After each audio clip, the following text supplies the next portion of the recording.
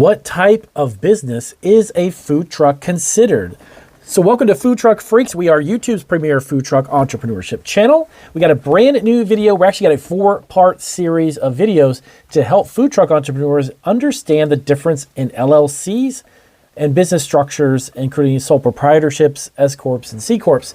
Now, they all have different variations, and of course, even partnerships, which is what this video is going to be about, is going to discuss a little bit of understanding how to go into business with someone else if it happens to be 2 or more people that are involved in your food truck business. So welcome to our channel. We are not new to YouTube. We actually have several other food entrepreneur channels. Definitely check out the links down below this video for all of those fantastic resources.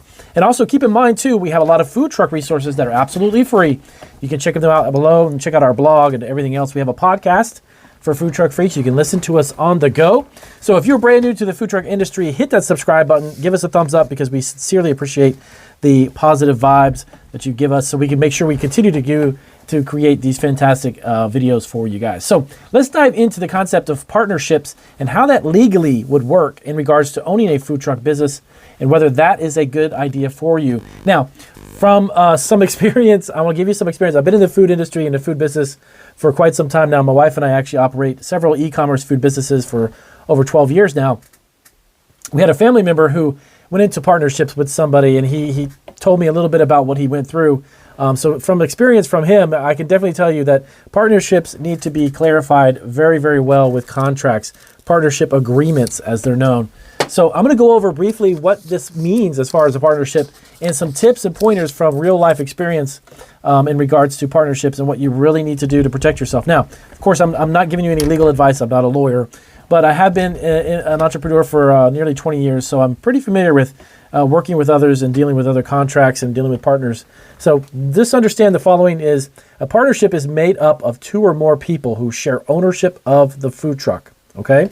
Now, each partner contributes to the company with money, their experiences or contacts, and profits and losses are shared equally. Now, of course, this is being based, let me give you this example, is based on a partnership of 2 people, okay? In some agreements, you might have a group of people, which becomes very complicated, which I personally don't recommend, but you can do whatever you feel free. But having a partnership is tricky enough. Having more than 2 people is headed for disaster in some cases if you don't have a really good team behind you, okay? The business isn't a separate entity like a sole proprietorship, and the owners submit the firm's taxes together with their personal taxes, okay? So collaboration. So here are some advantages of forming a partnership to run your business, though. There are some good sides. There's always pros and cons to every type of business entity. So, of course, sole proprietorships, partnerships, they all have them. So partnerships are low cost and simple to create. Partners pool their funds and contribute in the company's success, alleviating some of the personal stress that comes with running a lone proprietorship, okay? The sole proprietorship. Typically, partners provide a variety of abilities and areas of knowledge of the company, running the food truck on a daily basis, such as business experience, a chef's background, or even if the other person's good at marketing. Partnerships do have disadvantages though, okay? So partnerships are a good way to own a business, but they have certain drawbacks and things to be aware of. There is no legal separation, understand this, between the business and the partners. So it's almost like doubling a sole proprietorship. It's very similar to sole proprietorships, okay? Hence, there is a lot of personal accountability if the firm fails or falls into debt. So the partnership itself is very similar to a sole proprietorship, but you've got 2 people now that will basically share or split up those financial responsibilities. Now, really quick, a side tip, okay? Listen to this very carefully. If you're going to dive into any type of partnership with anybody in any type of business, but let's just specifically, obviously, we're talking about food trucks. Food truck business, you need to sit down with a lawyer, the 2 of you.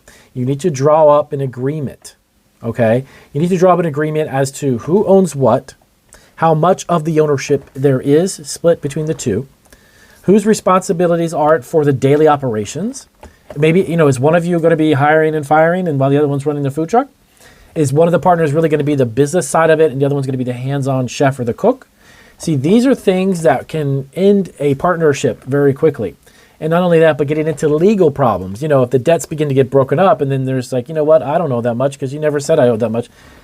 make sure that you sit down with an attorney and spell out specifically in an agreement what exactly is going on, who owns what, and who's responsible for what. Okay? Once you have that, to be honest with you, a lot of the stress between partnerships can be alleviated. Because on paper, legally, everybody in the mix, the two of you, know and understand what you're doing and where you're coming from.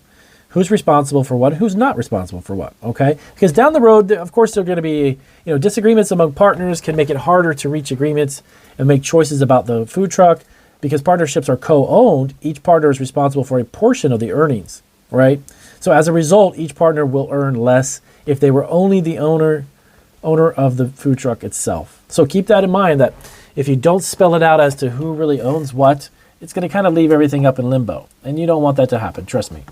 The experience that I was talking about earlier is that the family member of mine had run a food truck business, a mobile food business actually, and one of the gentlemen was a chef or was a cook in it, and the other person was just basically doing all the work while the other one was trying to collect the money.